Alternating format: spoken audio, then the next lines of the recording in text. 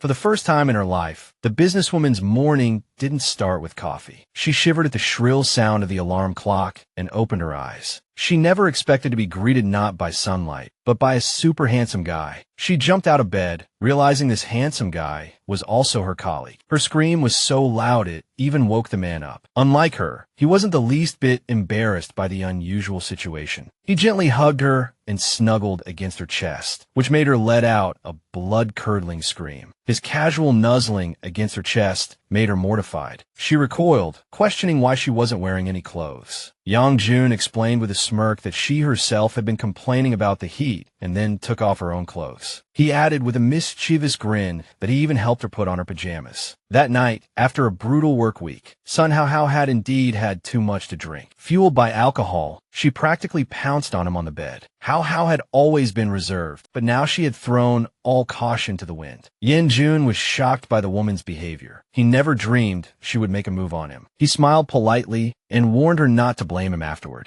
To his surprise, not only did she ignore him, but she also called him a little puppy. She laughed as if she had really seen a cute little dog. The woman laughed happily and hugged him, calling him Fluffy. Then, he felt her breath on him and asked what she wanted to do. Hao Hao ignored his question again and gave him a passionate kiss. The man happily reciprocated her passion, which was something he had always longed for. He kissed her back greedily, wishing the kiss could last forever. She suddenly pulled away, only to dive in for another round of kisses. Hearing all this, Hao Hao wished she could find a hole to crawl into. It seemed Yan Jun was enjoying watching her flustered. He kept teasing her about how infatuated she was with him until she hit him with a pillow to shut him up. She covered her face in shame, trying to figure out how things had gotten to this point. Just 2 months ago, they were signing a cooperation agreement between their two companies. Yan Jun was the CEO of Fitty Capital, and Hao Hao was the CEO of Yunding Group. She had always kept her distance from him. He jokingly asked when on earth they were getting married. Hao Hao reminded him what their duties actually were. Despite her seriousness, the smile on the CEO's face didn't fade. She said she didn't understand why he was so hung up on such trivial matters. She reminded him that he hadn't even participated in those negotiations and had never met her. He looked away, implying she still didn't understand which condition was superfluous. She was angry, thinking he was like a dog that never gives you a straight answer. Yan Jun reminded her that marriage was his main goal. He leaned in, implying she had to win his support. Hao Hao reminded him how difficult Yunding Group's situation was at the time, even saying she would marry a mutt to save the company. The man looked away thoughtfully, calling her statement interesting. She began to list her flaws, saying she wasn't even interested in men. He countered that if she were perfect, it would be hard for her to accept him. Yan Jun grinned, indicating he understood completely. He moved a little closer. He said he would call her darling from now on. She got angry when he asked her to call him my dear husband. Every word he said was more outrageous than the last. She smiled slyly and asked if he really wanted to marry her. When she pressed him about whether he had ulterior motives, he fell silent. Yan Jun looked down at the woman, saying she was nothing but a wolf in sheep's clothing. She had nothing but contempt for the lying, scheming scumbag. In the Song family, there was a legend that their ancestors were shamans. With each generation, this gift would weaken, manifesting in different ways. Sometimes it was so absurd it was more of a curse than a gift. Her ability was that if a man lied, he would start to look like a dog. So from a young age, Hao Hao could see through all men's nonsense. She rejected every declaration of love with disgust, knowing they were all spouting nonsense. Fortunately, this only affected the men she interacted with. Even so, over time, this ability completely killed her interest in men. Yan Jun knew nothing about this, so he didn't understand why she was so angry. After a while, she returned to her post. She called Young E and ordered him to establish short positions in the market. All her orders were aimed at improving the client company situation. Before her personal assistant could fully grasp the task, there was a knock on the door. The secretary, Aline, announced that Chairman Wen had arrived. Wenzhou was the chairman of Yunding Group. Hao Hao said she was busy and told him to get to the point. The man took out a cake and asked if he couldn't just visit for no reason. He looked at her with puppy dog eyes, saying he just wanted to see her. She was about to call her assistant when he casually covered her mouth. When Hao Hao saw his gentle gaze, she froze in surprise. In his usual manner, he begged her not to kick him out of the office. Wenzhou wiped away fake tears and asked if she agreed with him. The woman pushed his hand away, demanding he not disturb her while she was working. He looked away sadly and asked if she found him annoying. Hao Hao asked how she could possibly find her little brother annoying. She reminded him that he himself knew the company's current situation. The guy saw an opportunity and asked her to dinner that night. Hao Hao told him she already had a meeting scheduled with Yan Jun from Fitty. Wen's face fell upon hearing this, and he told her to stay away from him. He glared at her, saying that guy was no good. Wen slammed his fist on the table, saying he wouldn't let her be tricked away too. I think this was the first time son Hao Hao had seen him so angry. She reminded him that it was his company that helped them through difficult times. The guy was on the verge of tears, asking what he would do if she got married. Hao Hao smiled, saying he had been able to handle things on his own for a while now. He suddenly moved closer, begging her to stay with him and not get married. Wen practically clung to her, promising he would always be by her side and never let her down. She stroked her friend. She said she was going to that meeting to finalize the details. The woman added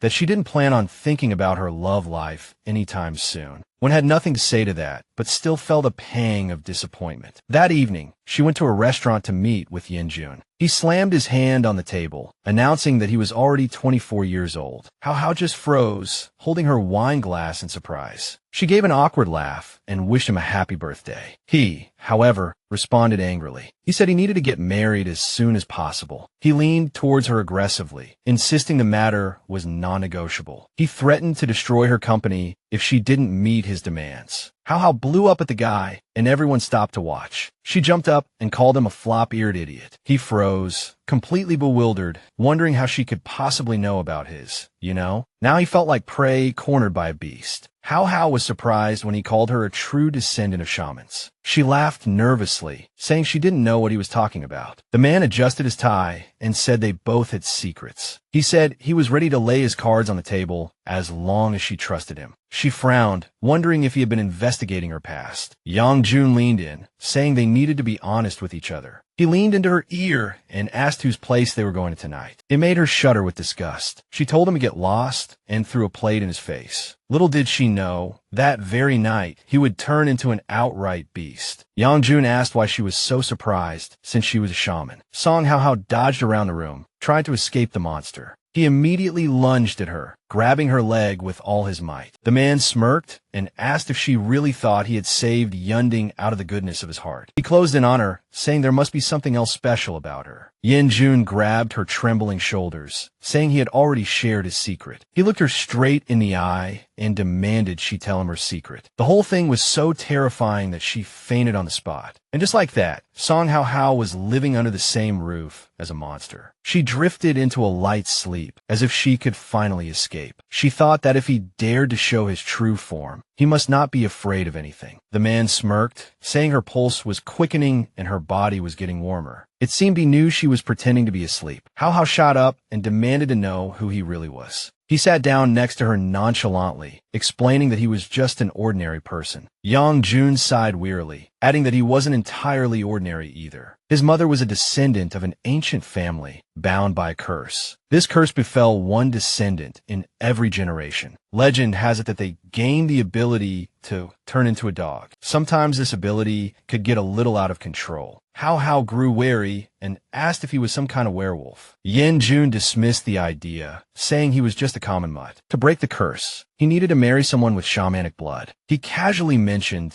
that she was the one he had been searching for his whole life. Hao Hao finally understood the real reason he needed this marriage. He agreed, saying that thanks to her, he could finally be free. Hao Hao cursed the scumbag in her mind for trying to use her. He called the marriage a mere formality and suggested they could divorce later. Hao Hao pressed him with a few questions before seriously considering his request. She smiled and asked if he was hiding anything else. The man looked away awkwardly, saying he had no more secrets. Her disappointment peaked when he suddenly turned into a dog. She called him out on his lie and threatened to turn him into a chihuahua. Yan Jun tried to bluff his way through. He said it wasn't really a secret. He leaned in, saying they had to fall in love to break the curse. The man moved close to her lips and asked if she would consider it. Hao Hao pushed his face away, saying this was too much. She looked at him grimly and suggested he could just stay that way forever. The woman said she could support him as thanks for his help. He begged her to believe that he didn't save Yunding just to use her. The man pleaded with teary eyes for her to give him a chance by living together for a while first. The moment he promised he wouldn't force her if she said no, he turned back into a dog. Hao Hao called him out for lying again. The man smirked, saying he was just doing it for their happiness. She decided to test him, asking him to show her how he transformed. He seized the opportunity and turned into a dog, as she requested. Hao Hao began to eye the Doberman thoughtfully. She said he looked just as good as a dog as he did in his human form. The woman stroked him menacingly and promised to get her revenge for everything. He sensed a trap when she said they would get married tomorrow. The next day, they went to a photo studio for their wedding pictures. Even the photographer noticed how far apart they were sitting. Hao Hao told herself to endure it all for the sake of breaking the curse. In the end, they managed to take one awkward photo together. That same day, they were officially declared husband and wife. As time went on, the tension grew thicker. Hao Hao thought their marriage should have broken the curse. She trembled with anger when he turned back into a dog as soon as he got home. She grabbed his nose, saying he was playing her for a fool. Hao Hao glared at him with a look that could kill. She was shocked that she had never even been in a relationship, and now she was already married. Yan Jun changed back and said he had deep feelings for her. He thought maybe the curse wasn't broken because she didn't care. The guy still hadn't figured out how her lie detector worked. Hao Hao laughed and asked him what deep feelings he was talking about. He suddenly grew quiet, saying he had noticed her a long time ago, and she had no idea. He asked if she remembered a press conference from 5 years ago. She was on stage then, wearing a black dress with a white flower in her hair. Hao Hao immediately started thinking, try to dig up that memory. She remembered it was after the accident involving her father and uncle.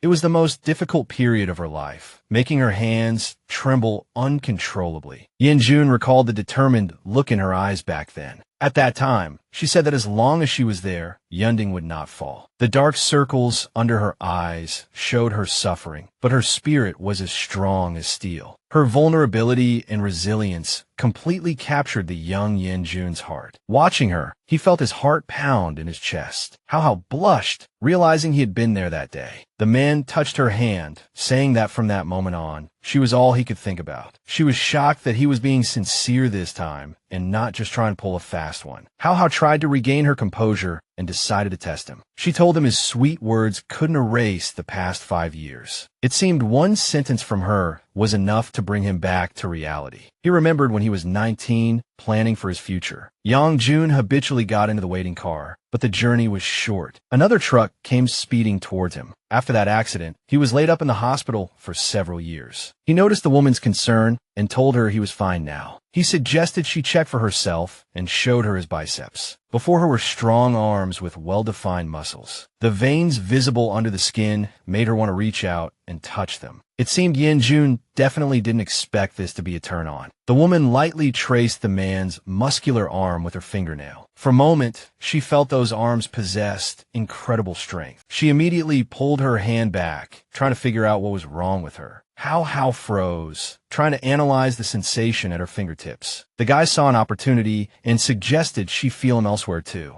She immediately recoiled, saying she wasn't interested in that at all. Yan Jun caressed her cheek, saying he wanted to spend every day with his bride-to-be. He looked in her eyes and said the past 5 years were a complete waste. His words were so moving that her face kept burning. She decided to keep her distance, saying she was just a tool to break the curse. The woman reminded herself to stay on guard. She took out her passport, saying she didn't have the power he needed. In her usual way, she added that he should try someone else. He smirked, saying they were in this together now, for better or for worse. Yan Jun made it clear she couldn't just walk away with the marriage certificate, and so their strange cohabitation began. Now, every morning, she had to share her space with someone else. One morning, she walked right past him, pretending he didn't exist. The disheveled woman, wearing only a robe, shuffled into the bathroom. She brushed her teeth, thinking what a mess she looked. Her unusual husband decided to brighten her day and walked right into the bathroom. She was completely stunned when he handed her a towel. Hao Hao had completely forgotten she was now living with a beast. She casually spat on the beast, forgetting it was Yan Jun. It took her a minute to remember she was now talking to Mr. Yan. Everything that happened that day made her almost forget he had moved in with her. She had a feeling he had been planning this for a long time. Hao Hao couldn't accept being trapped in this contract. She kept trying to make him understand that she wasn't the right woman for him. She suggested they take a month to figure things out. Yan Jun was adamant, insisting on a year. Hao Hao didn't back down either, pushing for 3 months. She threatened to file for divorce if he didn't agree. Yan Jun was defeated, sighing as he realized he couldn't win this argument. He had no choice but to agree to her terms. He gave her an innocent smile, insisting he needed to live here. He was right when he said they didn't have time to cultivate feelings. Seeing her hesitation, he said he would go pack his things right away. Hao Hao stopped him, suggesting they set some ground rules. In the end, they still ended up here. The woman awkwardly wiped him off, hoping he wouldn't get angry. She suddenly wondered why he was in his dog form. He couldn't give her a real answer, so he just barked. She remembered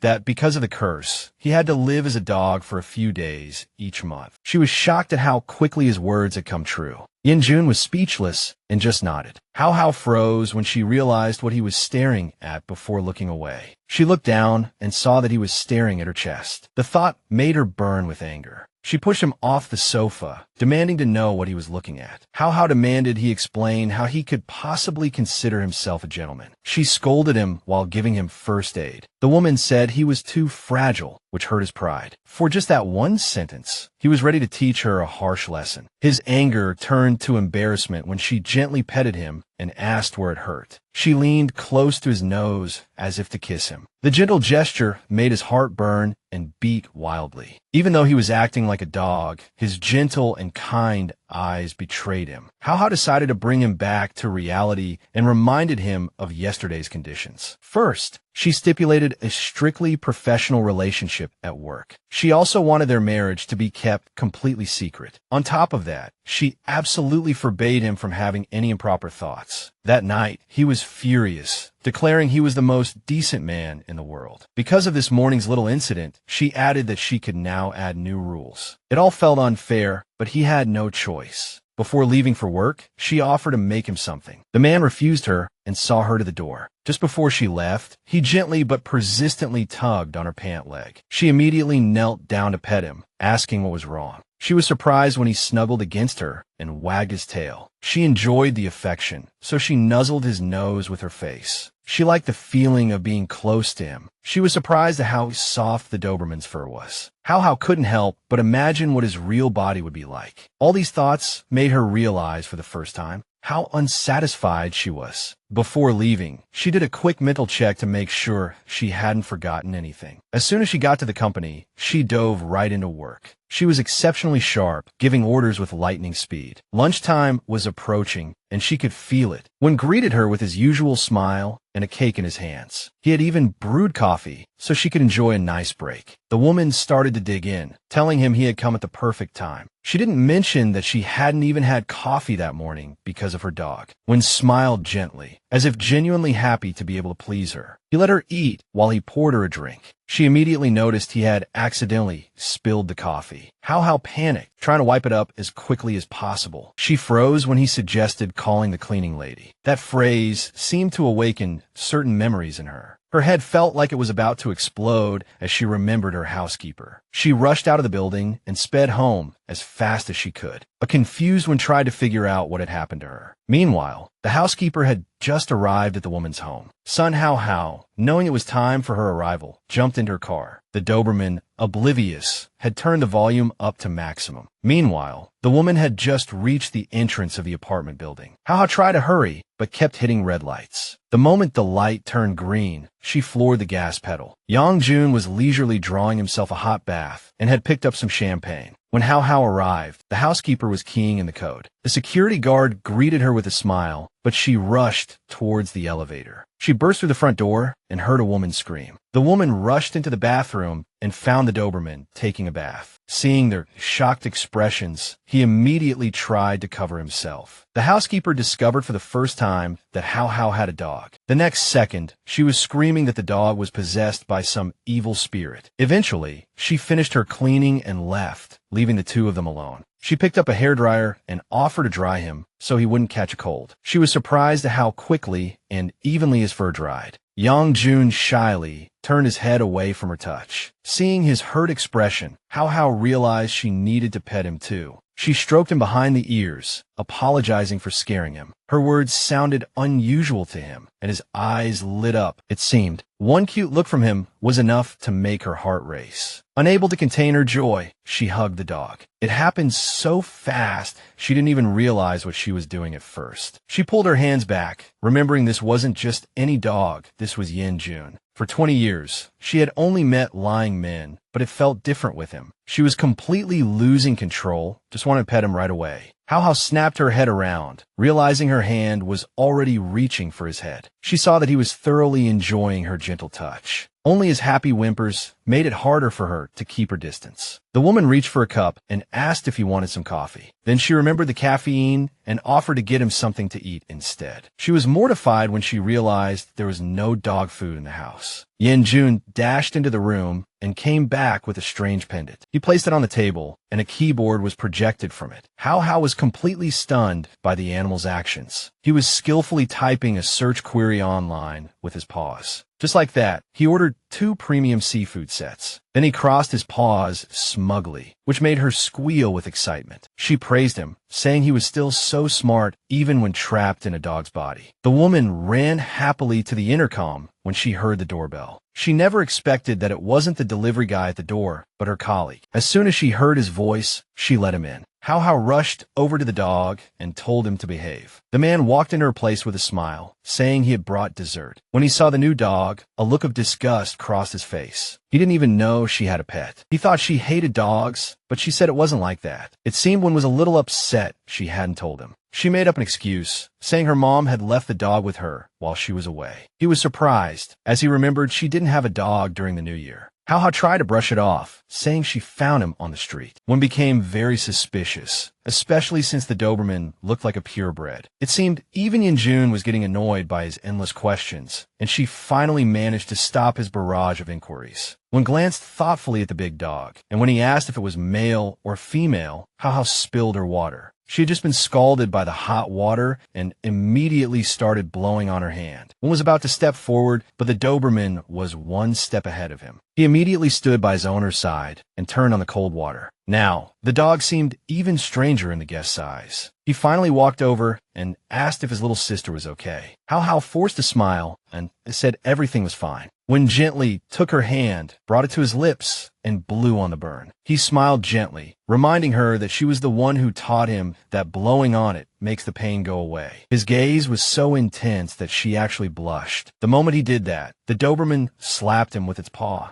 Wen pushed its paw away and asked why this mutt hadn't been neutered yet. This made the dog even angrier, and it started to growl. Hao Hao quietly told him to calm down and ignore the guy. She decided to get him out of there before he attacked Xiao Zhouwen. Even as she dragged him away, he kept glaring at his rival. She put him down and pinched his cheeks, telling him to cool it. The woman looked down and asked if he was a little small. The moment she said it, he collapsed on the floor, demanding she stop staring. Hao Hao seized the opportunity to grab the takeout. She thanked the delivery person for bringing the seafood. Before leaving, the delivery person mentioned that a Mr. Han had ordered it. When bluntly asked why there were only 2 portions and who he was, she brushed it off, saying he just wanted her to try it. He found it amusingly thoughtful of the representative from the 5D company. He leaned in and said that Han Shu was giving her the cold shoulder on Yan Jun's orders. Just as he cursed, "Bad dog," the mutt dragged his cake over to the trash can. He stared straight at him and threw the box right into the trash. Xiao Zhou was furious because of that damn dog. He decided to complain to his good friend, Hao Hao. As usual, he started saying the dog was a menace and should be gotten rid of. The Doberman just calmly turned its head away, looking unconcerned. Hao Hao felt exhausted, as if she were in a kindergarten. The next day, they went back to work. Wen tried to concentrate,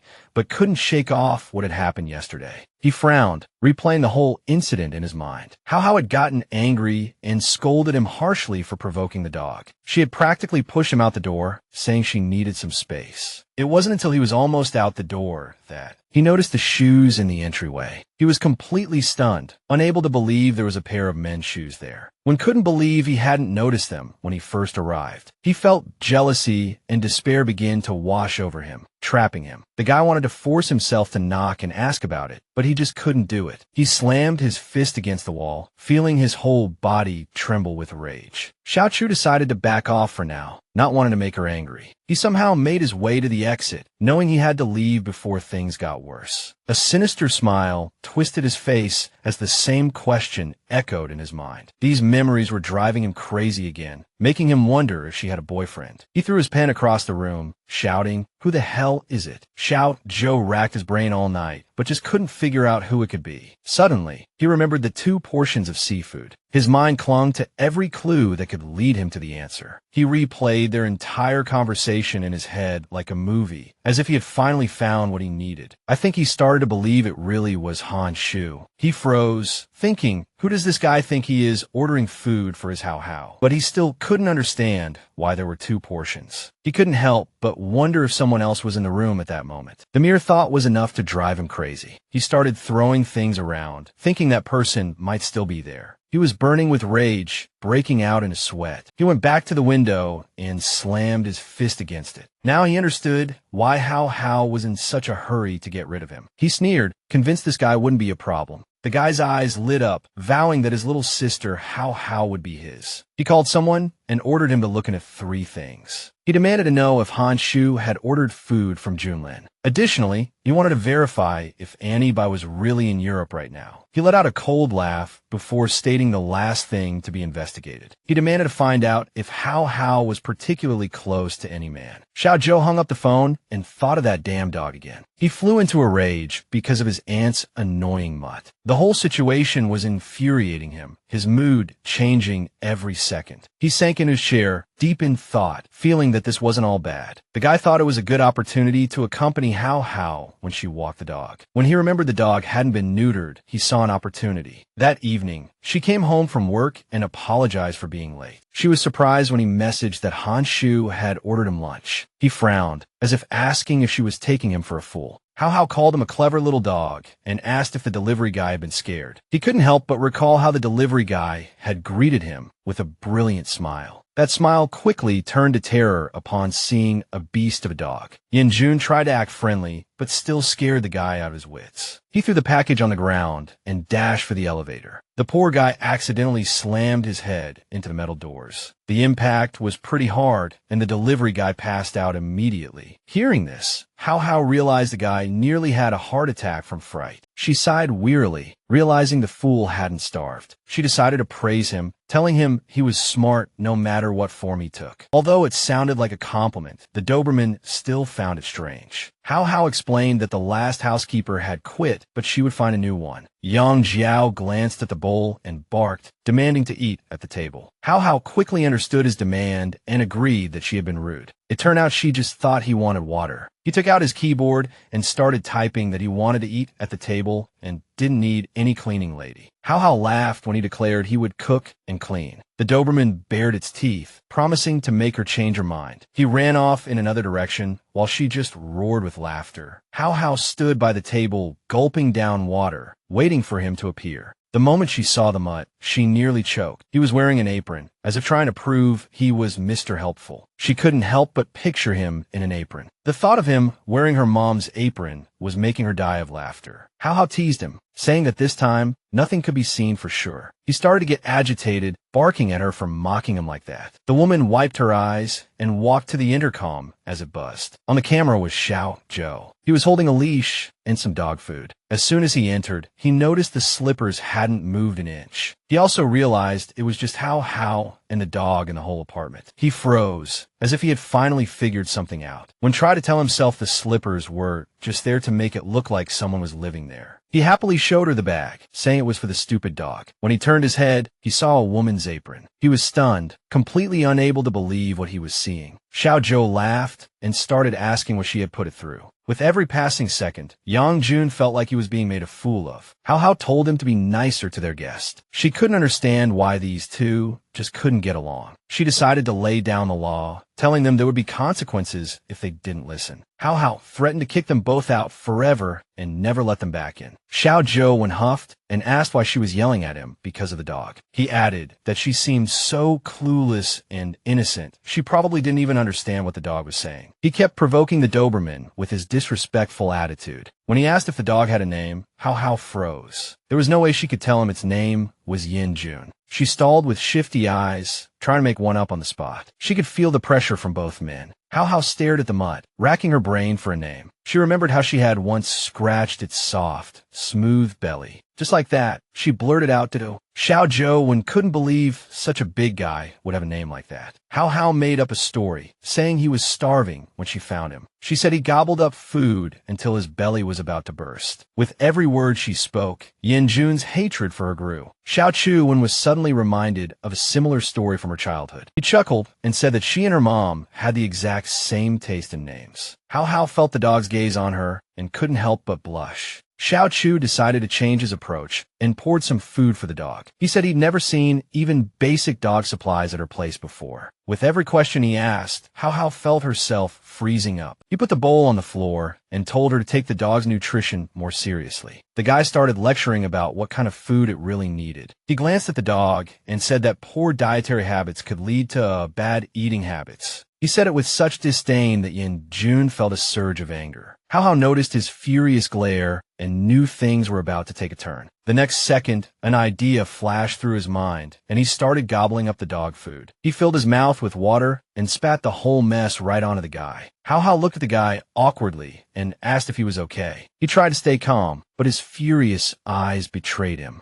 Xiao Zhou stood up, saying he was going to wash up before leaving. He gave the Doberman a very vicious look. As soon as they were alone, Hao Hao grabbed him by the scruff of his neck and scolded him. She begged him to at least help her out a little and hang in there. Then she saw one return with his usual smile. He suddenly announced there was something he wanted her help with, and that's how he tricked her into going to the vet clinic. At first, he didn't say where exactly they were going or what his purpose was. He smiled smugly, saying the doctors here were real experts, when started trying to convince her that they should get the dog a checkup. Hao Hao turned away, deep in thought, knowing it wasn't a dog, but a person, when kept persuading her, saying it was important for her health too. Hao Hao couldn't help but think that she wouldn't have come if she had known his plan. Just half an hour ago, he had begged her to walk the dog to commemorate his childhood memories. After that, she also had to convince the strong-willed dog. She couldn't persuade him emotionally, so she had to appeal to his self-interest. She promised that after the walk, she would grant him anything he wanted. As soon as he smelled a good deal, he immediately agreed. Little did Hao Hao know they were walking into a trap. She thought she was just distracting Xiao Zhou, but he had outsmarted her. Suddenly, the woman realized her friend was gone. She looked ahead and saw him chatting with the vets. After a quick discussion, they walked over to greet Hao Hao. When they snatched the leash from her hand, Yan Jun became extremely nervous. He immediately bit down on his own leash, trying to break free from the men. His bite was so strong that he actually knocked one of them to the ground. He basically took down 3 men in one move and was still standing. Immediately after, he charged and tackled the last man standing. It seemed he wanted to eliminate all threats once and for all. Everyone was stunned, thinking he was going to tear the guy to shreds. He couldn't understand why the dog was so savage and aggressive. Hao Hao saw another person threatening him and rushed over to stop it. She knew this could end badly, so she nudged him with her elbow. Sun Hao tried to convince them that he wouldn't bite. She said she trusted him, which stunned the man inside the dog's body. Just then, one crept up from behind and told him not to bite people. When he called him Chubby, all the vets were stunned. It seemed the nickname helped to ease the tension a little. Yang Jun realized he had gone from being the boss to a laughingstock. He got angry again when he felt the collar tighten around his throat. Xiao Zhou sneered that it was just a routine checkup. The Doberman knocked him back to the floor, thinking that maybe Sai was the one who needed a brain scan. Hao Hao thought Yan Jun might be hurt and helped him up. The other vets decided to focus on capturing the wild mutt. They tried to catch him, but every attempt ended in failure. Song Hao decided to end the farce, saying they weren't going to do the checkup anymore. She pushed them aside, repeating that there would be no checkup. The woman hugged the dog and announced she was taking him home. Being protected by the woman he loved felt great. His happiness lasted until he felt the prick of a needle. In the chaos, they hadn't noticed the clinic director with a syringe. He injected the dog with a sedative, immobilizing him. The man reassured Hao Hao that it was just a tranquilizer. The girl stayed by her, now completely still dog.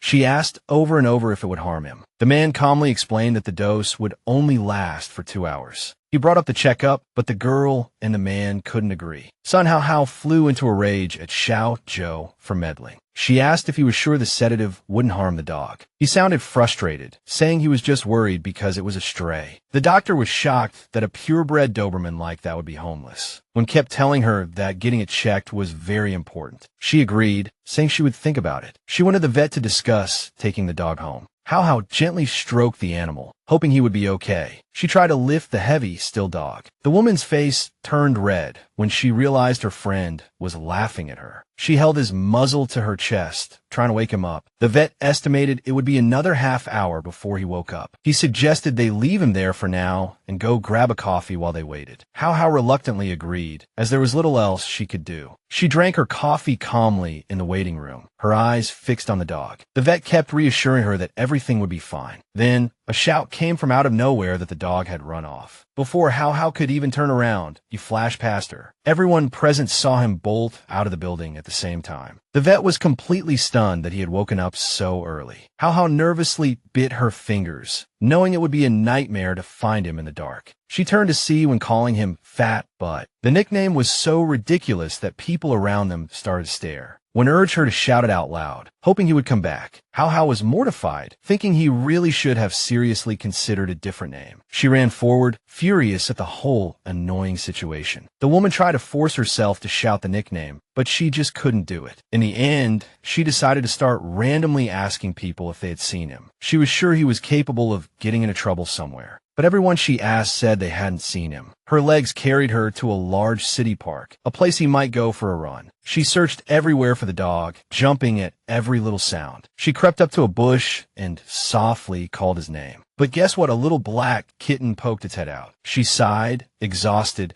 and mentally cursed the trouble she'd gotten herself into. One wanted to help, but she quickly refused. She told him the dog might be scared of him and ordered him to go home. The woman was on the verge of a breakdown. She couldn't find him anywhere. Her first thought was that he had been ganged up on and bullied by other dogs. A million worst-case scenarios started playing out in her mind. The mere thought of something like that happening was enough to make her head explode. She felt a strange pain in her chest, thinking, no, that can't happen. The woman kept telling herself that he was strong and could take care of himself, but she couldn't shake the image of his vulnerable body. She sighed wearily, assuring herself that he would be okay, that he had to be. Hao Hao started sprinting forward, shouting his name. She searched all night, but came up empty every time. She was freezing to death and decided to run inside to grab a jacket. When she found her dog, she was beyond shocked. I guess he didn't expect to see her again either, especially after everything that had happened. Hao Hao's legs felt like lead as she walked towards him, and she dropped her phone. She hugged her dog tightly, asking him why he ran off like that. The woman broke down in tears, saying she had been worried sick about him. He couldn't answer, but his heart was filled with love. These sudden emotions caused his whole body to start glowing. Hao Hao squeezed her eyes shut, trying to figure out what was happening to him. The next thing she knew, the feeling in her hands had completely changed. As her hands moved over his broad back, she finally began to understand. She looked into his eyes in surprise and saw only tenderness. Hao Hao started to tremble in shock. When she realized he had transformed again, she tried to pull away, but he pressed himself tighter against her chest. His hot breath fanned her neck, and she pushed him away forcefully. His body was very weak, and he crashed hard against the cabinet behind him. The effects of the drug were giving him a splitting headache, so he asked her to be gentle. He pressed her hand to his chest, saying the anesthetic hadn't worn off yet. It seemed Sun Hao was so captivated by him that she didn't even hear what he was saying. The man noticed her confusion and pressed both of her hands against him. He suddenly turned off the room's lights and caressed her cheek. The next moment, he kissed her lips, his breath hot against her face. She tried to figure out what he was planning, but they both fell to the floor. The woman felt his naked body pressing against hers. She told him to get off, but got no response. Hao Hao finally managed to get up and found him fast asleep, snoring like a chainsaw. She managed to push him off and collapsed in exhaustion herself. The next morning, she thought, why does my back feel like it's been hit by a truck? Then it all came flooding back, the memory of Yan Jun collapsing on top of her. She leaped out of bed and rushed to check on him. She had struggled with all her might to drag the poor guy inside last night, but she still couldn't get him upstairs, so she had left him by the door. She threw on her pajamas and hurried to see if he was awake. Imagine her surprise when she smelled a delicious aroma. It turned out he had woken up on his own, showered, gotten dressed, and started making breakfast. Hao Hao watched him from behind, remembering how she had been hugging that same back not long ago. He seemed to sense her gaze and asked if she liked what she saw. Hao Hao tried to hide her excitement, saying it was just okay. She tried to cover it up with a confident smile, but her blush gave her away. Seeing her reaction, a happy smile spread across his face. He couldn't help but walk over and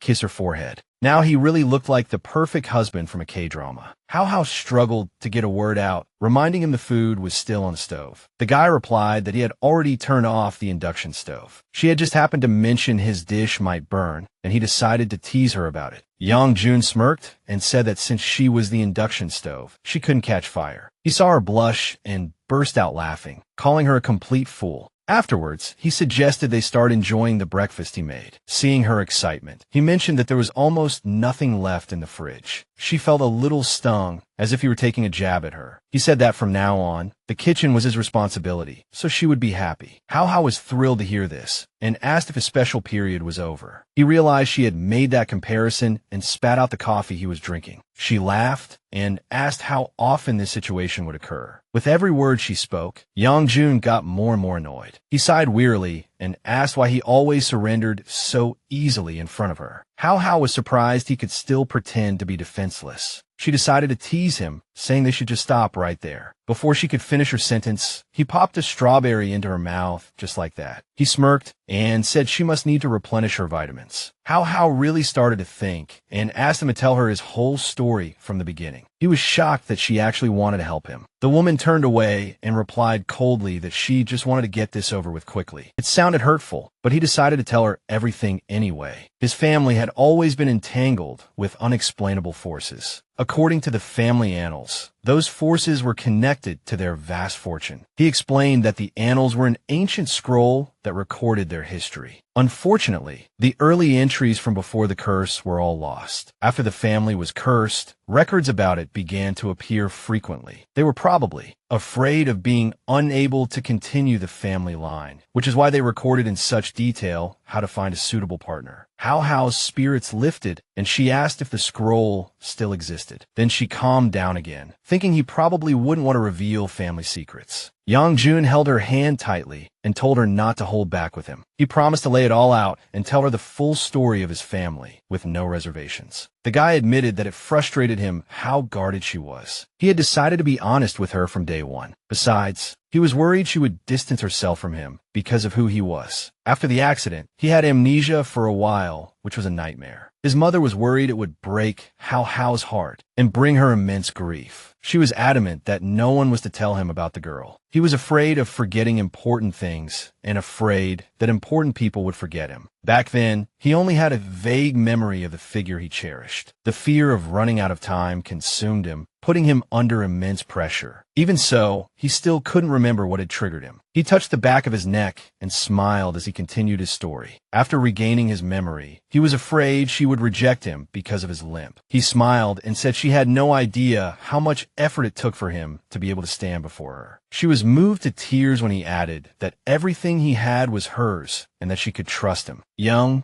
Jun completely ruined the mood by talking about how hard it was to trick her into marrying him. Her dramatic reaction immediately turned to annoyance. The guy didn't seem to understand at all why she was suddenly so angry. She yelled furiously that he had actually tricked her. In the end, his little prank earned him a resounding slap. Hao Hao smiled sheepishly and handed him a cold pack. Yan Jun made it clear that he was in real pain, and Hao Hao felt a pang of guilt, even though she had only touched him lightly. She implied he was too delicate, which hurt his feelings, so he decided to play along, saying that he actually needed her protection. Hao Hao immediately cut him off, saying that with muscles like his, he didn't need any protection at all. She was about to end the treatment session, but he hinted that she had forgotten something. He reminded her that she used to blow on his nose when he was a dog. Hao Hao was annoyed that even now, he was still trying to take advantage of her. She approached him like a phantom, telling him he was crazy. She pressed the ice pack against him, as if seeking some kind of revenge. Immediately after, she switched completely into work mode, rushing to get ready for the office. And you'd never guess she had been giving him a hard time just a minute before. She looked so breathtakingly beautiful that even Yan Jun was stunned. She paid no mind to his gaze, simply telling him to bring the company reports home. She walked out the door, giving him a radiant smile before leaving. Before she could even close the door, he grabbed her from behind. Pulling her close, she was trying to figure out what he was up to when he turned her around to face him. He gently kissed his wife's forehead, telling her to be careful on the road. That small gesture left her flustered for the entire morning. Her eyes scanned the documents, desperately searching for something to focus on, when swaggered into her office, asking if she had found that mutt. In the past, she might have let such a casual term slide, but this time he had gone too far. In that moment, she finally decided to unleash all her pent-up frustration. She asked her secretary to leave,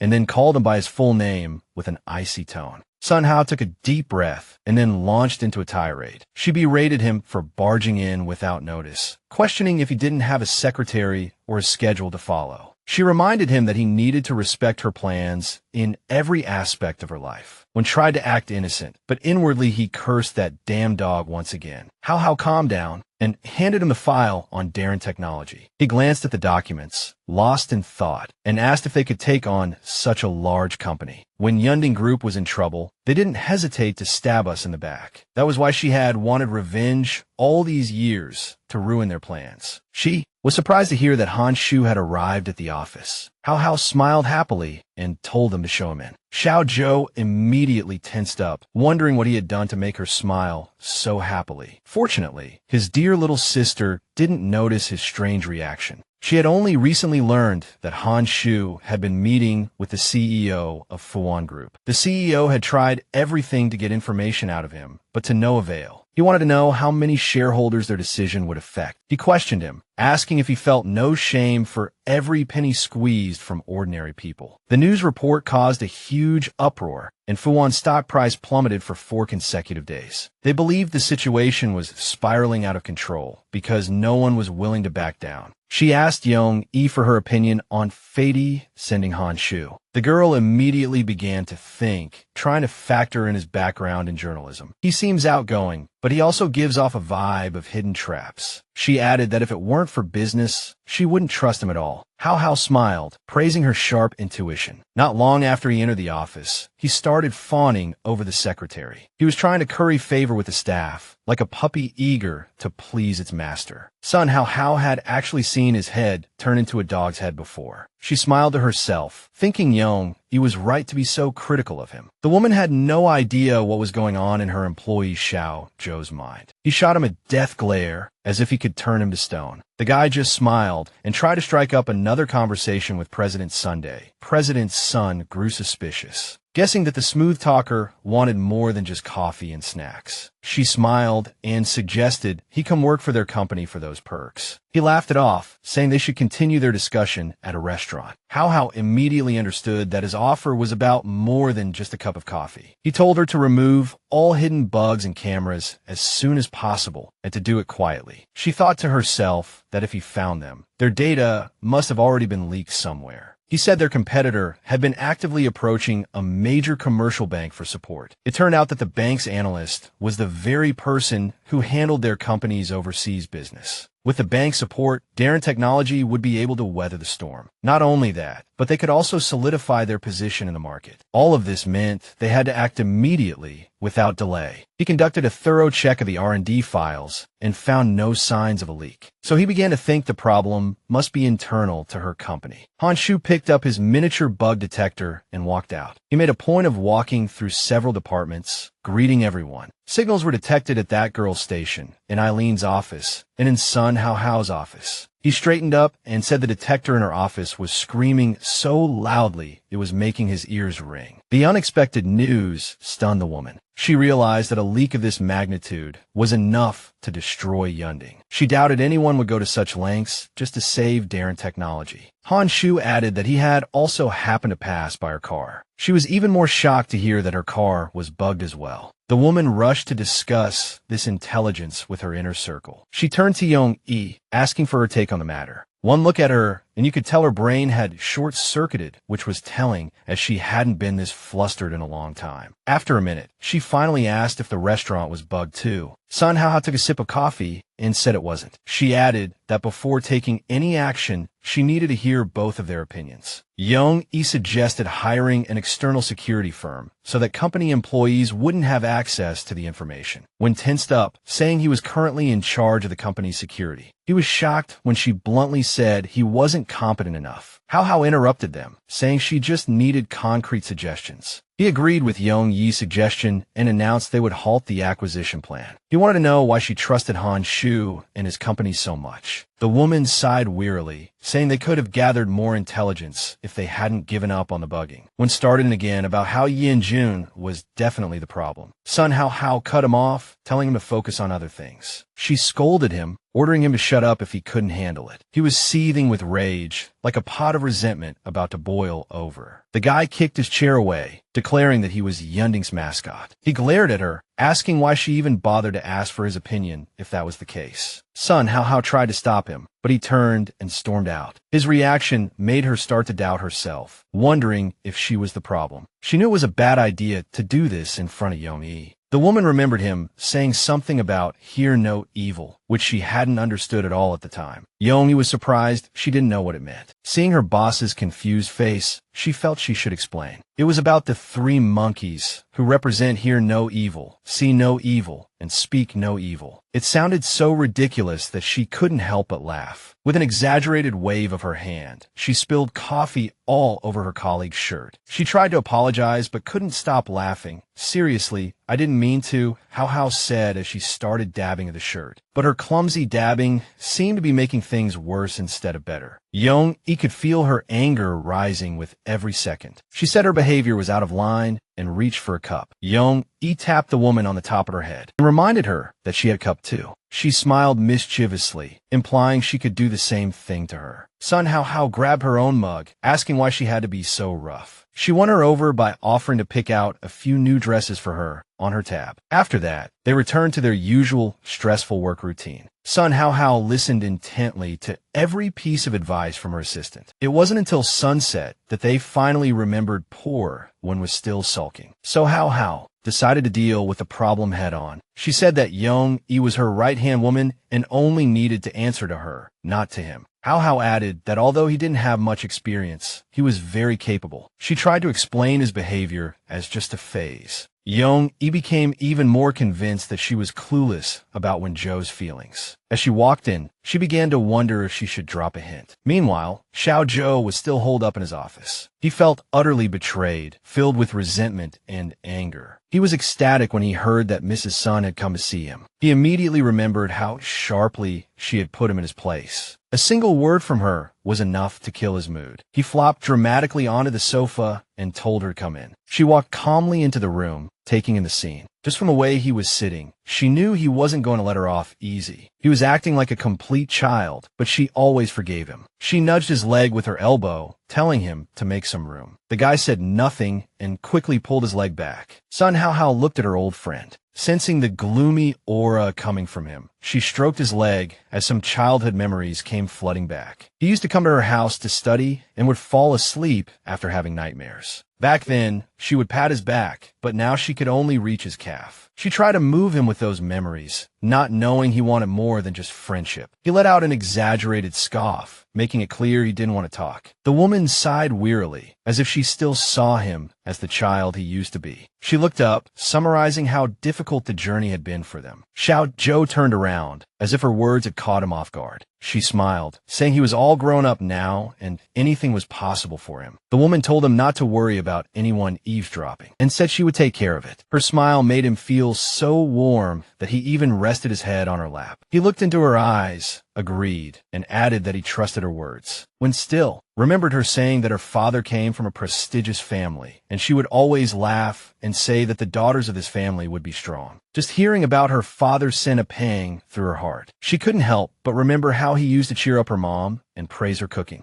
Unfortunately, their happiness was shattered in a car accident. She remembered sobbing uncontrollably in the waiting room when she heard the news of his death. Her life fell apart, but Xiao Zhou was there. He understood her better than anyone because he was an orphan himself. He held her hand tightly, almost pleading with her to stay by his side. She lowered her head, saying that keeping the company alive was her father's last wish. He would do anything for Uncle One and believed in their brother-sister bond. She said that even though she was harsh with him sometimes, it was only because she couldn't help it. Would just lay quietly in her lap, just like when he was a child. He didn't like her telling him not to get angry like a little brother. Son Hao Hao thought he was down because she had brought up his dad. To her surprise, he just said he didn't want to be just a little brother. She thought he was talking about taking over the company, but she was wrong again. Wen jumped up and yelled at her to stop saying those things. He asked her coldly if she ever saw him as a man at all. She said she did, and that Yunding would be his sooner or later. She thought he wanted a career, but all he wanted was her heart. He was tired of her always saying he could take charge of everything now. He pulled her closer, asking if she truly saw him as a man. Meanwhile, Yan Jun was sitting alone on the sofa, waiting for his woman. It was already 10 at night, and every minute felt like an hour. He wanted to ask what to do about dinner, but she replied coldly that she was busy. The man sighed in frustration, feeling a strong urge to bring his wife home. He remembered her rule about not crossing boundaries at work. So he put down his phone and just imagined the moment he would see her. He smiled, realizing his heart belonged completely to her. Hearing her voice, the man nearly jumped off the sofa. She closed the door behind her and froze when she heard his cheerful voice. How?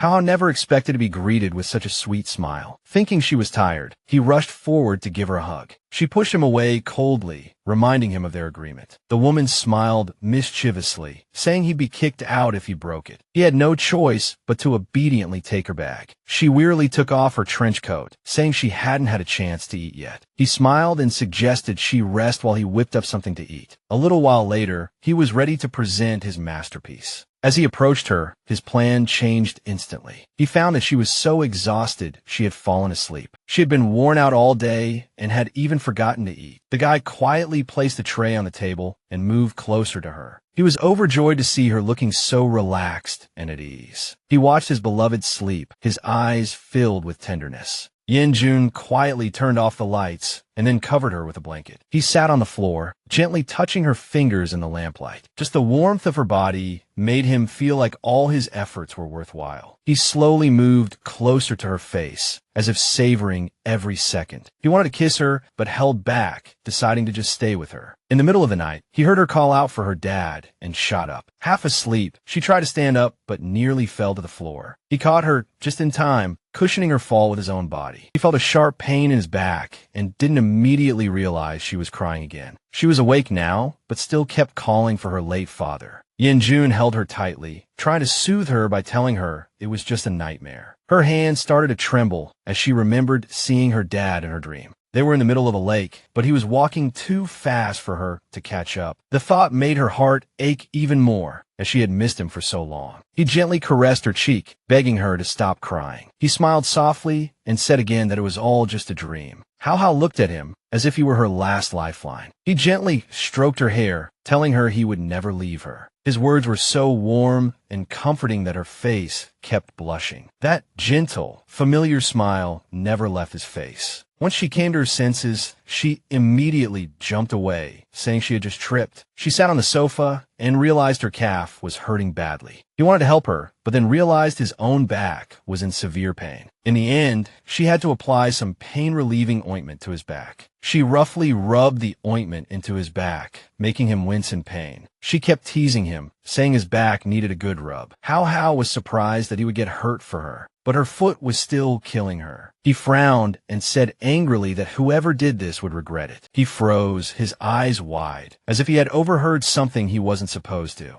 The guy stood up and demanded she repeat what she had just said. He smiled smugly, asking if she was saying he was protecting his woman. Yan Jun sprawled on the bed, satisfied that she had basically admitted to being his woman. The woman remained silent, knowing how hard it was to resist this master of romance. He still couldn't get over the comment about him failing to protect his woman. He decided to apologize as her man and kissed her. After all that chaos, he showed up at the company with various deadlines looming. He acted as if the sky could fall and it would have nothing to do with him. Just then, Han Shu felt that wicked smile meant trouble was brewing. The assistant had no idea that wasn't the half of it. When Han Shu heard that he and Hao Hao had kissed, he was so shocked he fell to the floor. It seemed so incredible that he just couldn't process it. He grinned foolishly as he recalled Hao Hao gently rubbing ointment on his back. It seemed he was head over heels and letting his imagination run wild. The moment he mentioned being shirtless, a folder came flying at his head. Han Shu yelled that he didn't need a detailed description. He finally managed to get his boss to settle down and start working. He was still trying to digest the bizarre story he had just heard.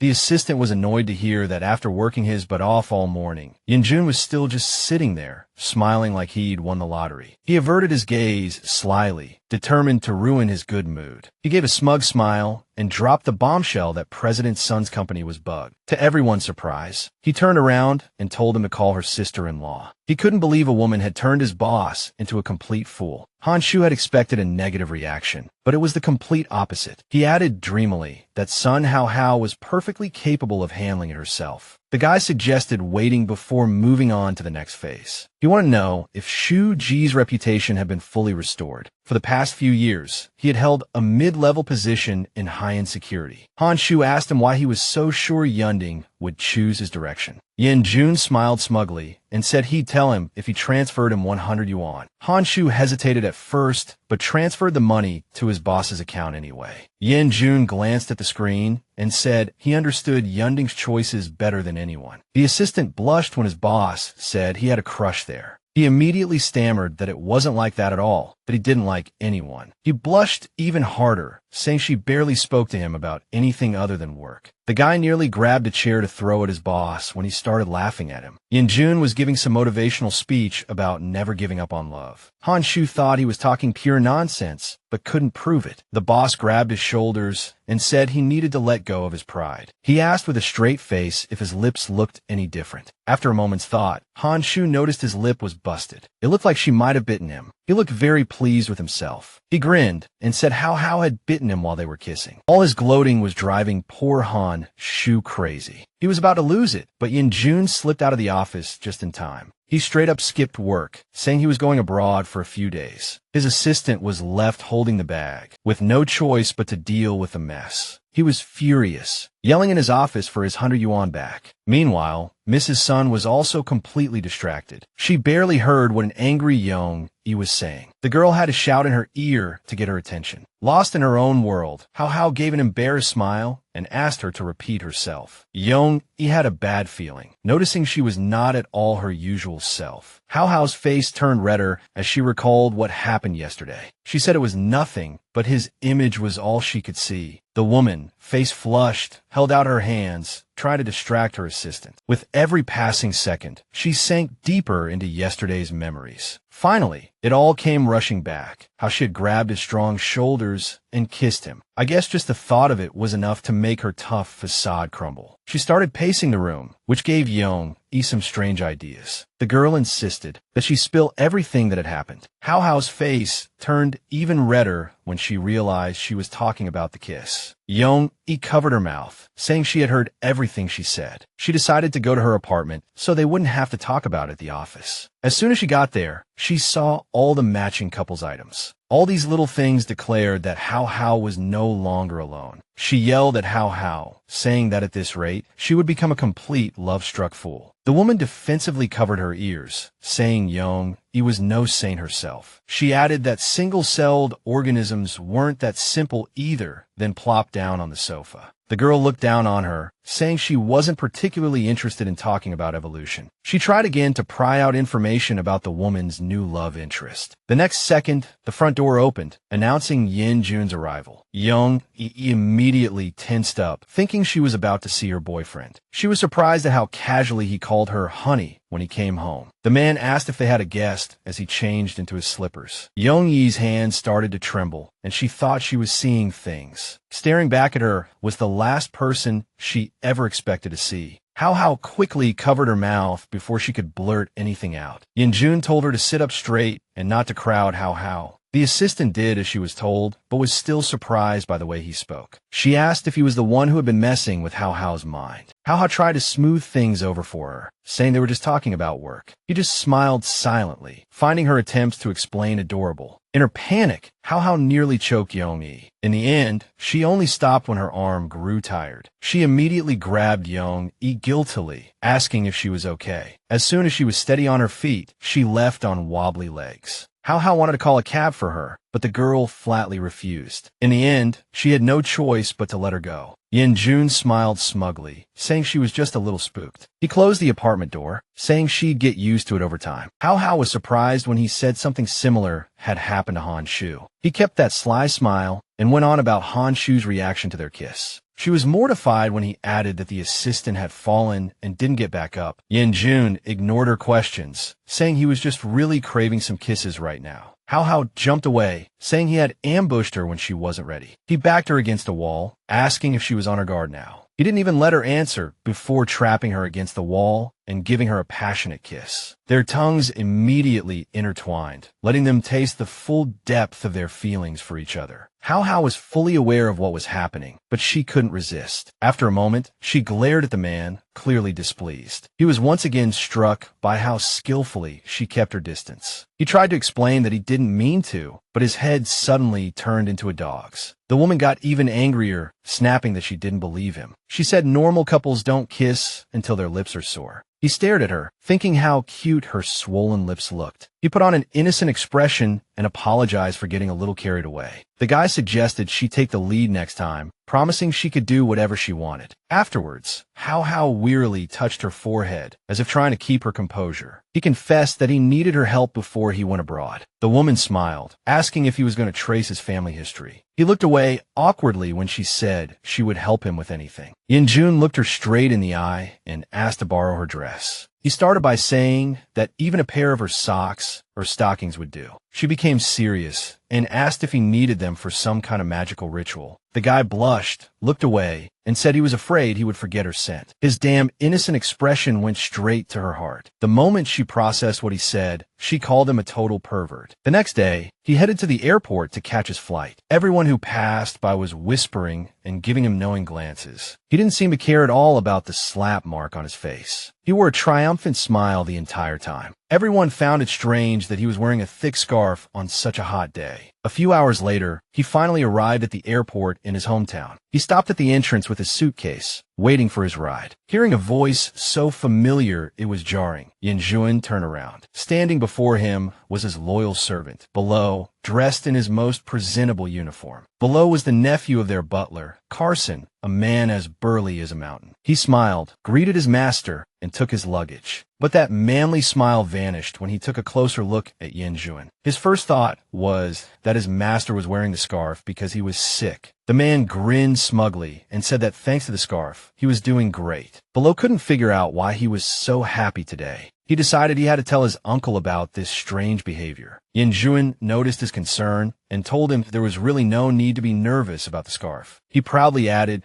that not only was he married, but he had married for love. Below had no idea the whole time that he was wearing his wife's scarf. Afterward, the guy pointed out a very cool-looking sports car. Yan Jun was very surprised to see a brand new ride before him. He smiled smugly and asked if Suli Liziphone had bought another new car. The guy was about to change the subject, but Below was still reeling from the news. He was so shocked by the news of his boss's marriage that he snapped his pen in half. Below shouted throughout the airport, as if he couldn't believe it all. Yan Jun decided to take advantage of his confusion and jumped into the driver's seat. He drove happily, whistling all the way. Below was still in shock over the fact that his boss was married. Yan Jun floored the gas pedal, and the car almost started smoking. As soon as he pulled up to the house, the servants came out to greet him. Standing there was none other than Carson, the uncle of the big guy below. He bowed deeply and opened the car door for his boss. You can imagine his surprise when he saw Below sitting in the passenger seat. Yan Jun hopped out of the car and greeted Uncle Carson with a smile. He smiled confidently and complimented him on staying in good shape. Carson smiled, trying to figure out why he was driving himself. He yanked Below's ear hard and ordered a servant to park the car. Afterward, he mercilessly dragged Below behind a pillar. Below tried to explain himself, but Uncle Carson wouldn't listen at all. The staff felt a chill when Carson said he needed to be taught a lesson. Yan Jun politely cleared his throat, drawing everyone's attention. Carson immediately went over and asked if he was all right. He smiled and explained that Below was just a little emotional after hearing the news of his marriage. Carson nodded, agreeing that he shouldn't have been driving. Yan Jun walked into the house and asked if his parents were home. The butler replied that his parents had both gone to Beza City. He added that his father wanted to feel the desert wind for some inspiration. He was amazed by his father, whose only inspiration was his mother. Yan Jun went upstairs, saying he wanted to take a nap after the flight. He ordered a bunch of dishes for dinner and asked for it to be put on his tab. Carson just nodded, as if he hadn't heard the part about him wanting to tutor them. With every new detail, he became more convinced that his boss had lost his mind. He was so anxious he was about to chew his own arm off, and he yelled at Below in a rage. The man was about to go crazy until he saw his bruised and battered nephew. He started shaking him frantically, demanding that he tell him everything. For a long time, the butler couldn't wrap his head around the fact that Yan Jun was married. He was getting desperate because Below wasn't giving him any useful information. I was shocked that they still got married after I'd aired all the family's dirty laundry. He started to think about the curse, and the image of that girl appeared in his mind. Carson began to wonder if she had truly accepted him with all his quirks. He was so agitated he was about to smash the clock. Time was passing so damn slowly. In his sleep, Yan Jun relived the accident over and over again. He saw the truck crashing toward his car. He hadn't noticed the pure evil on the driver's face. The bastard was almost gleeful as he carried out his mission to ram into him and smash him to pieces. Even when he was a mess, he still remembered how Hao Hao had acted. The incident had haunted him for years, but it also gave him the motivation to move on. He finally woke up when Carson announced that dinner was ready. Yan Jun announced that it was time for him to go and booked the next flight out. The butler was surprised that he wasn't even going to wait for his parents. He scratched the back of his head and said he only came for the family history. Carson's face lit up and he asked if he was really married. Yan Jun smiled proudly and replied that it was no big deal. Carson managed to find out that it was Mrs. Song of Yunding. He was ecstatic and asked if they had managed to break the curse. The man's brow furrowed sadly as he said they hadn't broken the curse. The butler was stunned, unable to believe that even this hadn't worked. After their conversation, Yan Jun headed straight for the dining room. He chewed on his dinner, lost in some very dark thoughts. Suddenly, the guy noticed his wine overflowing from the glass. He turned to the butler and told him to get a grip. Carson was bawling his eyes out, heartbroken over his master's bad luck. Yan Jun felt his pain and decided to try and calm him down. He explained that it was just a temporary setback in the process of breaking the curse. Butler Carson just kept sobbing, calling him a poor child. He was so devastated by the news that Yan Jun had to stand up. The guy declared that he was actually very happy because he had succeeded in getting married. He started wiping away the guy's tears, saying his dream had finally come true. He asked him how his mother had managed to break the curse. The butler said they fell in love first and then got married. He mentioned that at least 3 times in their family history, they had achieved their goals through conspiracy, plunder, or sheer violence. Carson added that if he could break the curse, he would be the 4th. Yan Jun wiped his tears again, reminding him that he was already halfway there. Carson declared that the hardest part was the half that wasn't done yet. Yan Jun was curious how his mother made his father fall in love with her. Butler Carson proudly reminded him that she was a true beauty. Yan Jun's face fell, and he asked if it was just because of her fair skin. It seemed they didn't understand that love was much more than that. The guy smiled smugly and said that this reassured him. Meanwhile, Mrs. Song was still buried in her work. Yong-e brought a box full of spy equipment that the customer service department had found. In addition, Mr. Wen had fired several key figures in the security department. Somehow, Hao Hao was thrilled by their excellent work. She couldn't help but wonder how much dirt their competitors had managed to dig up. Yong-e said that so far, the data breach hadn't caused any damage. Hao Hao found this strange, so she asked about their competitors. Fiddy's head of major accounts was getting close to the overseas branch of the National Bank. It seemed they were trying to use political connections to cash in favors and weather the storm. Somehow, Hao Hao realized this meant she wouldn't be able to take down the company anytime soon. She shot up from her seat and announced that they still had a chance. She added that they needed to be smart and take it one step at a time. Yong-e chimed in that after the meeting, someone had submitted a request to use a specific system. She was using the company's internal structure and departmental coordination to her advantage. Hao Hao asked her what exactly it was needed for now. The final approval depended on Mr. Wen's decision. He was young, so he refused to authorize it, and Song Hao Hao was kept in the dark about it. She was shocked that such a crucial decision was made behind her back. The board's decision was rushed through without even a discussion. Song Hao Hao was furious with their final decision. It infuriated her that the board thought they could do whatever they wanted. Yong-e concluded that all fingers were now pointing at her. Song Hao Hao was shocked that Yong-e would talk about her like that. The system was developed by some small company, which was why Mr. Wen had vetoed it. This made her think that maybe his decision wasn't about her after all. Yong-e sighed wearily and thought of director Shi, who had been Song Hao Hao's classmate. The woman thoughtfully picked up her phone, trying to jog her memory of the man. As soon as she opened the chat, she saw a picture from her husband. The message said that he was her little potted plant, and she shouldn't fantasize about others. As if hypnotized, she began to type a reply, calling his bluff. The woman accidentally dropped her phone when Yong-e called him a stalker. Her actions showed that she was lost in her own world again. She looked at Yong-e in surprise and asked which stalker she was talking about. The next day, she decided to meet with the developer of that system. She carefully described her company's exact needs. Shi doubted if the system was suitable for their situation at the moment. He suggested she send employees from the project department to the testing site. The woman smiled and promised they would cooperate.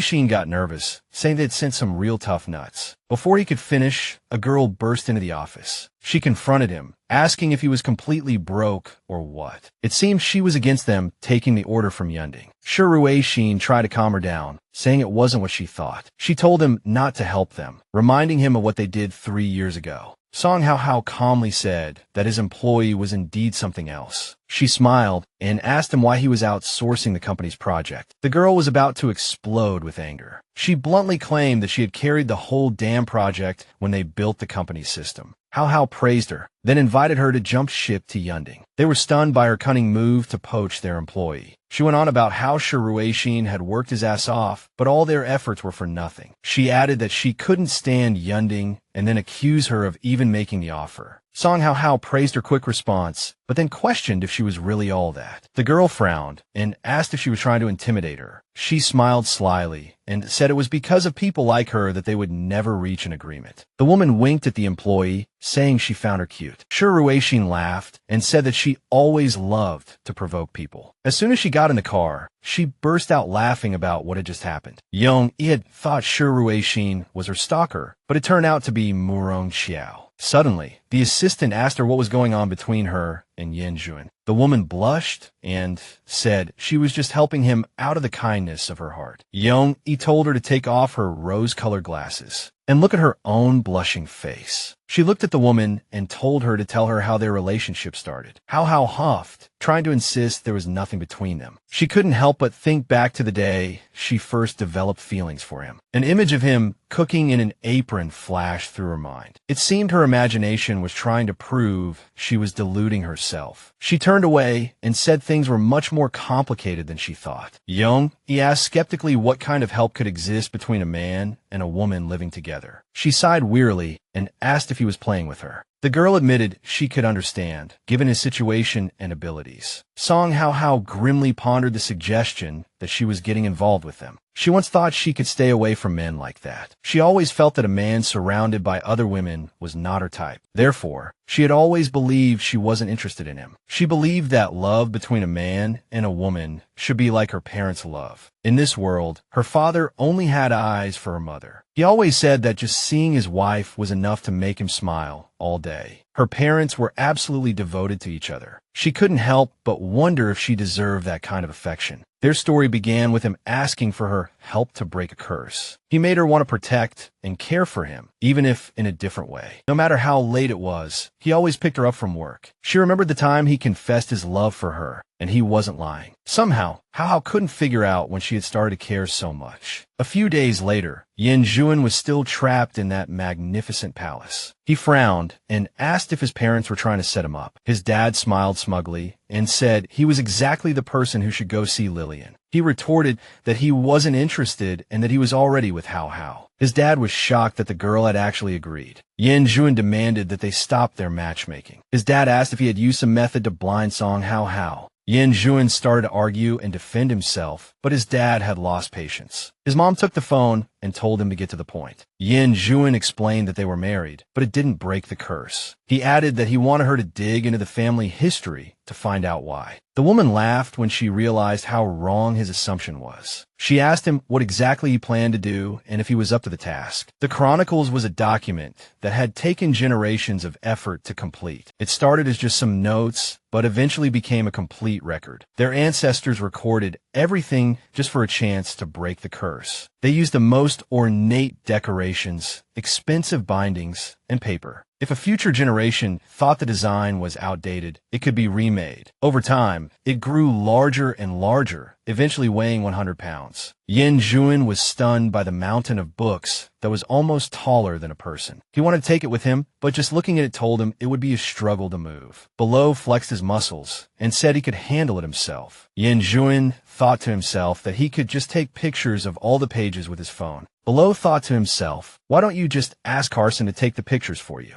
Deep down, he was blaming himself for making a wasted trip. He jumped when he received a call telling him to return as soon as possible. Yan Jun's face turned deathly pale when he heard the news that Hao Hao had been stabbed. In that instant, his legs went weak with fear and pain. The guy clutched his chest, begging them to get him on a plane no matter what. Just a few hours earlier, Hao Hao was waiting for Xiao Zhua. She had arrived at 8 in the evening for their dinner date. The woman thoughtfully watched the passers-by as she waited for her friend. Seeing the dog that ran past reminded her of her old Doberman. She turned around nervously when she heard those strange screams. The woman spotted a man in the distance who looked a lot like Xiao Zhua. She rushed toward him, trying to figure out who he was talking to. Hao Hao completely failed to notice a bus speeding toward her. Luckily, she stopped just in time, and the driver sped past. She only looked away for a second, and they were gone, vanished. She decided to go into the restaurant, where Xiao Zhuan was already waiting for her. He smiled at her and gestured for her to sit next to him. The guy handed her a menu, but she cut to the chase and asked who he was talking to earlier. His face fell the moment she mentioned seeing them together. It seemed he didn't want to talk about it and tried to change the subject. Hao Hao decided to get straight to the point and asked him why he had abandoned Shiruishin's project. He claimed that if he had known the boss was her classmate, he wouldn't have let them bid. His answer struck her as odd, as she had never specifically mentioned Shiruishin. The guy touched the pedal, saying she was so naive and earnest. He added that back then, she was oblivious to the intentions of those around her. Mr. Wen said that Shiruishin didn't have good intentions toward her. His expression changed as he started talking about his rival's feelings. Hao Hao dismissed his words, saying he already had someone he liked. Mr. Wen smiled and said he agreed with her decision, as long as Shiruishin himself wasn't involved. It seems Hao Hao still hadn't realized his true feelings for her. She opened the menu and said that in this life, who hasn't told a few lies? Song Hao Hao looked at him and pointed out that he had never lied to her. He smiled and reminded her that he had promised to always be honest with her. Xiao Zhua glanced at the woman and asked if she had ever been dishonest with him. She froze. Realizing she hadn't told him about her previous relationship, the woman decided to bring it up after things had settled down and said she hadn't. Just as their dinner ended, it started to pour. Mr. Wen told her to wait while he went to get a spare umbrella. Song Hao Hao was staring blankly at the sky when she heard a voice she didn't recognize. She immediately turned around when someone called her name. The woman clenched her fists when she saw a man walking straight toward her. He introduced himself as Zhang Mingxing and said he used to work in security. In a very threatening tone, he said he had sent her a letter, but she hadn't replied. The guy mentioned the bugging devices and said he wanted to have a chat with her. Just then, Xiao Zhuowen appeared behind them. He saw the ferocious look on the ex-employee's face and hit him hard with the umbrella. The guy punched him in the jaw, demanding to know what he wanted. It seemed he wouldn't let anyone get near the woman he loved. Song Hao Hao couldn't believe this guy was capable of such a thing. She chased after Xiao Zhua, trying to get him to stop. Zhang Mingxing took advantage of the chaos to pull out a knife. He told Mr. Wen to stop messing with people and then rushed at him with a knife. Hao Hao didn't even realize she had instinctively jumped in front of the guy. Zhang Mingxing couldn't stop in time and dealt her a serious wound. Her deep red blood began to pool on the tiles at the restaurant's entrance. Xiao Zhuowen felt that uncontrollable feeling rising inside him again. When he saw the blood on his hands, he thought about running away. He heard people outside talking about the incident and couldn't believe it had happened. Zhang Mingxing was stunned by the horror of what he had done. He stared at his hands, screaming that he never meant for this to happen. Someone shouted to call the police, and he took off running, trying to escape. He screamed that he was innocent and had just been cornered. And just like that, a series of bad choices had cost him everything. The next morning, Song Hao Hao woke up not at home, but in a hospital room. Yan Jun rushed to the hospital as fast as he could. He practically burst into the room and saw Yong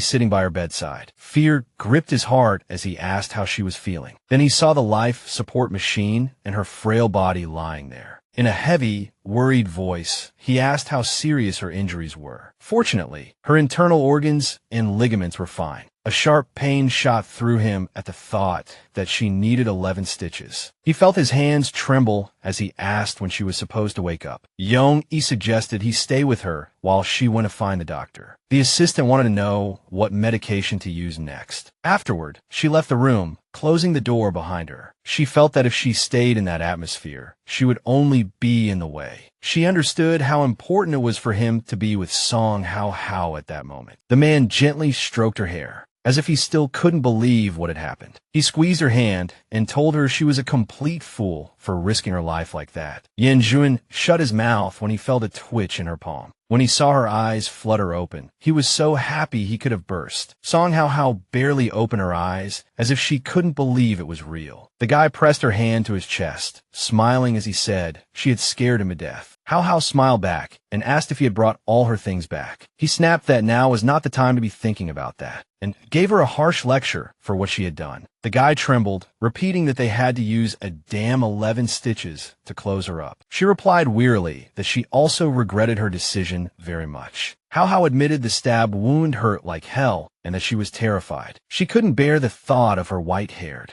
mother burying her black-haired child. She smiled sadly and said there was something that scared her even more. She asked him what he would do if his curse couldn't be broken. His heart was about to break, knowing that even at a time like this, she was thinking of him. He couldn't understand why she always thought of others and never herself. The man nearly bit his tongue off, telling her to think of herself for once. He was on the verge of tears, saying that moments like this scared him to death. Yan Jun pulled her closer, saying he was afraid of losing her forever. He held her hand tightly, saying how scared he was when he heard she was hurt. Song Hao Hao had never dreamed that a man would care so much for her. He froze in surprise when she pulled her hand away and reached for his face. She gently caressed his cheek, as if trying to soothe his pain with a warm smile. She pulled him closer and apologized for making him worry. He said that Xiao Zhuowen was a pathetic loser for letting her get hurt. She smiled and said that he was her big brother, after all. The woman didn't blame him, knowing how scared he was and how long he had cried. Yan Jun tried to pull her attention back, saying she almost gave him a heart attack. She laughed and asked about the agreement between them. She winced in pain, unable to finish her sentence. Yan Jun felt a new wave of fear and asked if he was pressing on her wound. She smiled and said she was fine and he didn't need to worry about her. He admitted he was jealous because she had stood up for another man. Hao Hao promised she would do everything she could to break the curse for him. She was surprised when he pressed her down on the bed and then pulled back. He caressed her face and said he didn't want her to take risks for him. The guy gazed gently in her eyes and said he wasn't weak like Mr. Wen. Her face turned red when he promised to protect her no matter what. She smiled happily, not believing she deserved such good fortune. They both froze when they overheard Yong, Yi, and Xiao Zhuo talking. She was trying to catch up to him, asking if he had settled things with the police. He answered the assistant question and asked how Hao Hao was doing. Xiao Zhuo frowned when he burst into her room like that. He definitely hadn't expected to find that bastard Yan Jun here. The last straw was seeing him holding Song, Hao Hao's hand. He struggled to remain calm and asked him what he was doing here. Yan Jun had no intention of answering the guy who had dragged Hao Hao into this mess. He tried to smooth things over, saying he was just visiting, when walked to the bedside and said sarcastically, "Well, look who finally found the time." He called it a miracle, as if throwing down a gauntlet. Yan Jun felt his anger rising, completely unaware that he was about to be drawn into a war for Hao's heart.